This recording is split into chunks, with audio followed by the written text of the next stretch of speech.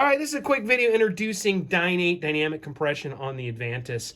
I'm looking at the processing window here. I'm looking at a channel. You can see I've got an audio coming in. I want to insert the Dyne 8 into it. I'm going to do here on my first insert here. I'm going to click on it, and I'm going to send this particular channel off to a Dyne 8. It is a, oops, I don't know how that happened, multiband compressor, or dynamic EQ, depending on how you want to call it. You've got multiple Dyne 8s you can call up. In this particular file, I'm just going to use number 2. And now that is the Dyne 8. I'm going to close it for a second. You can see that it is assigned there in the channel.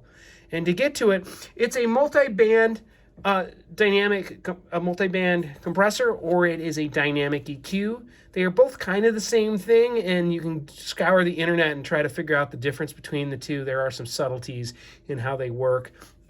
I don't really care about that. For the purpose of this video is just to introduce you guys quickly to the concept of it. I'm going to work in the multi-band version here. So I'm in Dyne 8, but I'm using Multiband Dynamics 4. It is 4 bands of dynamic EQ. There is some audio playing here. If I want to see it at work, these are the 4 bands, obviously, and they're all in right now. All 4 are working. If I want to link them all together, I can really quickly click on a threshold, use my touch turn knob here and lower the threshold, and you can start seeing the dynamic EQ working here. Obviously, whatever goes above a threshold, this particular audio has more mids in it, so the mids are being triggered heavily. So this, by linking it together, is a real quick way if you're doing this. The Dyne 8 is great on vocals. If you want to just use this quickly on a lead vocal, link them together, pull down all their thresholds, see no more than, say, 6 dB of gain reduction, and stop there. That's one quick way to do it.